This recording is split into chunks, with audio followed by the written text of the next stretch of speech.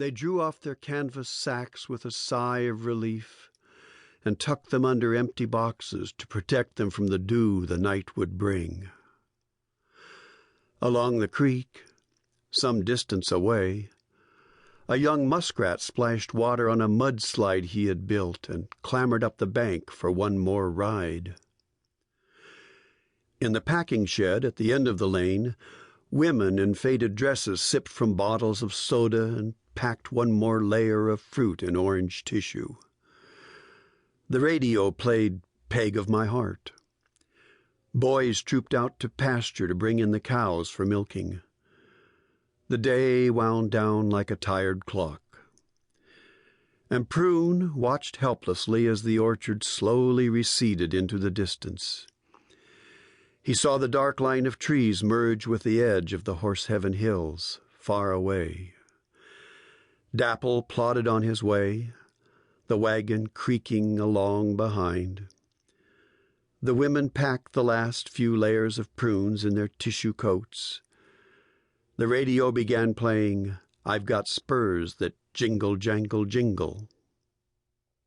A weathered post marking the beginning of Eifert's hay meadow momentarily blocked Prune's gaze. When they were past it, he searched again. Homesickness swept over him. The orchard was gone. But for the distant hills, the western sky was empty.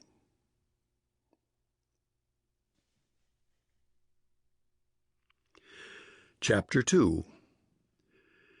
It was an old wagon that carried Prune, with iron-rimmed wheels and hubs and spokes of hickory wood. In its early days, the wagon had been painted a beautiful orange color with white and green lines outlining the box and wheels.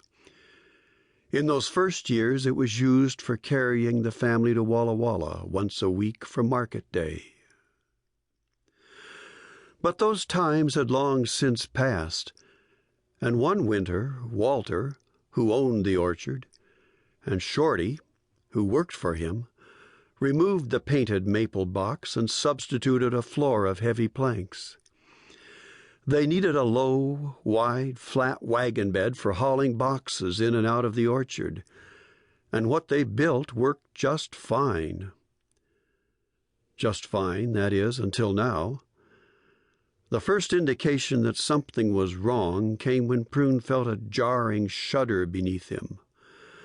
A wheel was working its way loose from the axle after 37 years of servitude. The splintered planks began to heave and toss as the wheel began its wobbling flight. Prune tried to reach for something to hold on to. But he had no arms or legs, and what was there to grab anyway? The box he lay in, so solid and secure only seconds before, was itself beginning to shift and slide, and his brothers and sisters were as plump and smooth as himself.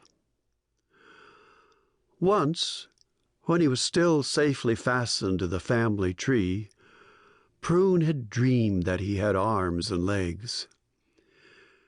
It had been a wonderful dream in which he was running through the aisles of the orchard past one tree and then another. He had begun to take short hops, and then longer ones, and then longer still, until he was, in fact, flying. Gradually he had dared to soar higher and higher, until he could gaze down on the tops of the trees themselves, and could see far off over the countryside, where black and white cattle sauntered through lush pastures.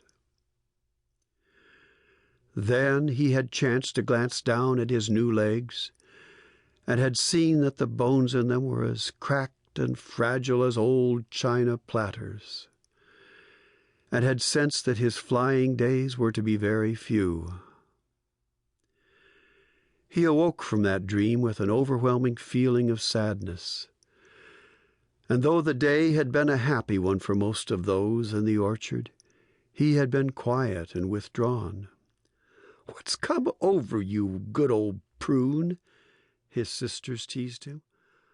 "Why, you've scarcely moved on your stem all